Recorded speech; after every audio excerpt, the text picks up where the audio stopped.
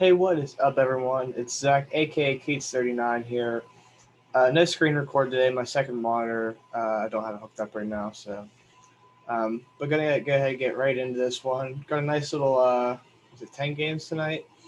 Um, After last night, which was one of the weirder slates where you just jam packed three studs, that was the recipe to winning last night, um, which I did not do. I played Chris Middleton.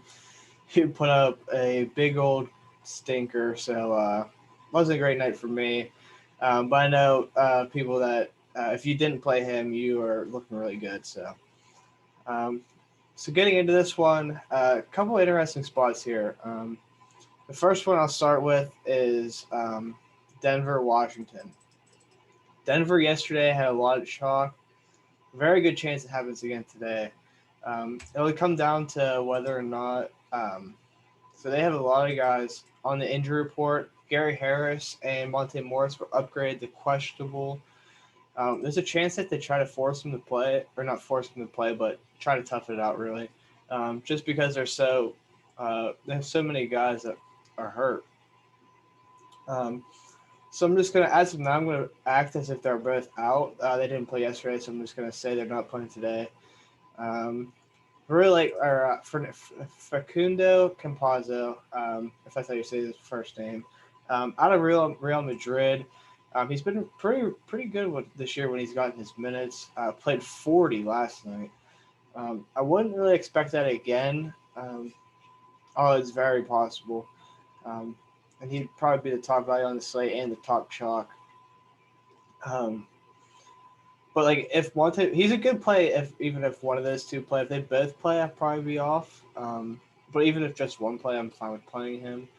Um, but if they both miss, it's when he becomes almost like you need to have him.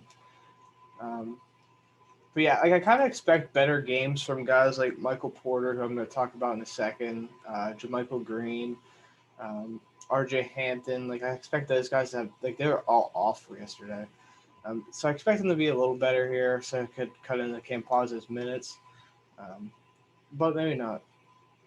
So he'll be the chalk, and I think he's perfectly fine to play.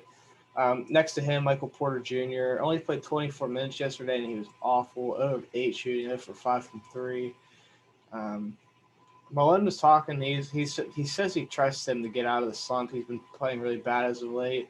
This is the perfect get right spot against Washington, who just doesn't play defense. So he's going to get probably a decreased ownership from the last couple of nights just because he's been high end and his price has gone up and he's been bad. Um, so like I don't, maybe I won't play him, but I plan to play him just because of his upside is just so enormous for the price. So in the spot, I really do like him. Okay, so the other team that's going to be really interesting to target is the Boston Celtics. Um, they just they have no Daniel Tice again, and they're resting Kemba Walker. Uh, I'm interested to see this ownership in Peyton Pritchard, who was massive chalk last time Kemba missed, and he was terrible. Put up 6.75 DK points. Um, he's just a really good player, and I really don't expect that to happen again. It's possible, but he's just another guy that I'm going to trust the talent here. Even though he's not in great form, but he just is a guy that does it all. Um, when he gets inserted in the starting lineup, his usage does get down a bit because he's next to Tatum and Jalen Brown. Um, but if he's going to play 30 plus minutes, I do have a lot of interest. And like say both the Denver guys play, I'll be more interested in Pritchard than Campazzo. Next to them, you have the two centers and Tristan Thompson and Robert Williams. Robert Williams scored yesterday for us and had a really monster game, going for 10x. Um, he's just a really good point per minute guy. It'll be interesting to see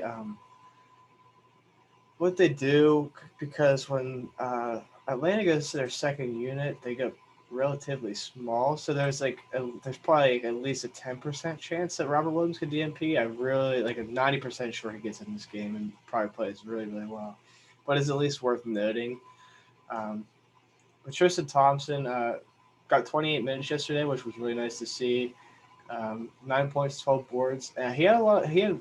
I only watched the first half. I watched the whole first half of the game. He had a lot of assist opportunities. Like they were giving the ball to the post, and he was doing the classic screen handoff, and they didn't help him out making shots. But it was at least it was like usually Tristan Thompson's a guy when I watch him.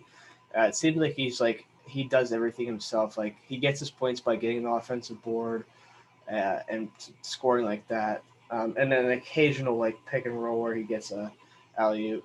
But it was intriguing to see that he was really involved in the offense, which I like to see. Um, so yeah, he's really cheap and a great matchup. They're gonna need so the reason I feel confident Robert Rogan's gonna play is because Clint Capella does get I don't know if he still is. Yeah, like 36 minutes last game. Yeah, they're gonna need Robert Williams. So I'm gonna drop that down like a 5% chance he got DNP. So 95% sure he gets probably his normal the same minutes he got yesterday, which was what 20.